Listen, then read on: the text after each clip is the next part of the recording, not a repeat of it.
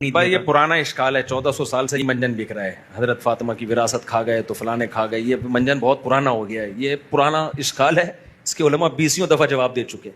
Common sense استعمال کرنی چاہیے۔ نبی کے وہ ساتھی ابو بکر جو ساری زندگی نبی کے ساتھ ہوں اور غار میں آپ کے ساتھ ہوں، پورا گھر کا سامان لا کے نبی کی خدمت میں پکڑا دیا، تھوڑی سی سینس استعمال کر لو، کیا وہ پیغمبر کی بیٹی کی وراثت کھا جائیں گے؟ یہ کام تو آج کوئی شریف آدمی نہیں کرتا۔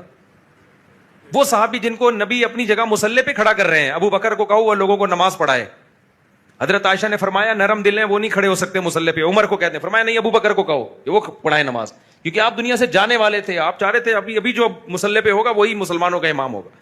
تو کیا یہ بیکار قسم کی باتیں ہیں کہ حضرت، اور کھائی بھی کس کی وراثت؟ معاذ اللہ نبی کی بیٹی کی۔ انہوں نے تو صحیح حدیث سنائی، نحن معاشر الانبیاء، کہ نبی نے فرمایا ہم پیغمبروں کے جو جماعت وہ مال وراثت میں چھوڑتے ہی نہیں ہے، پیغمبروں کی وراثت تقسیم ہی نہیں ہوتی ہے۔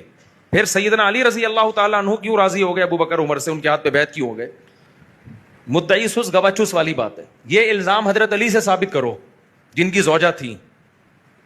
تو اس لیے یہ فضول قسم کی بات ہے کہ وراثت کھا گئے، باغ فدق پہ قبضہ کر لیا، اب کسی کو بولنے کے لیے کچھ مل نہیں رہا تو پورے مذہب کی ایک بنیاد بنا کے اسی پہ پوری بنیاد کھڑی کر دی ہے۔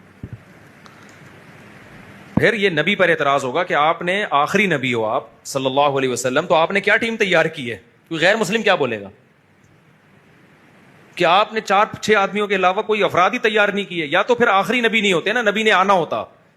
آخری نبی کو تو ایسے اصحاب ملے ہیں۔ سورہ فتح میں اللہ کیا فرماتے ہیں؟ سورہ فتح میں محمد الرسول اللہ والذین معہ اشداء علی الکفار رحماء بینہم، کہ محمد صلی اللہ علیہ وسلم اللہ کے رسول ہے اور ان کے ساتھ جو لوگ ہیں وہ کافروں پہ سخت، مسلمانوں پہ رحم دل۔ تراہم رکعا سجدا یبتغون فضلا من اللہ ورضوانا، اے مخاطب یہ بنی اسرائیل کی طرح نہیں ہے، موسیٰ کو جو ساتھی ملے تھے ان کی طرح نہیں ہے، یہ ایسے لوگ ہیں تو کبھی ان کو رکوع میں دیکھے گا، کبھی سجدے میں دیکھے گا، اور یہ تو ظاہری کیفیت ہے، دل کی حالت کون بتا سکتا ہے نمازی کی؟ اللہ کہتے ہیں میں دل بھی بتا سکتا ہوں۔ یبتغون فضلا من اللہ ورضوانا، میرے اور آپ کے سجدے پہ شک ہو سکتا ہے کہ میں پبلک کے لیے کر رہا ہوں، تنخواہ کے لیے کر رہا ہوں یا اللہ کے لیے کر رہا ہوں۔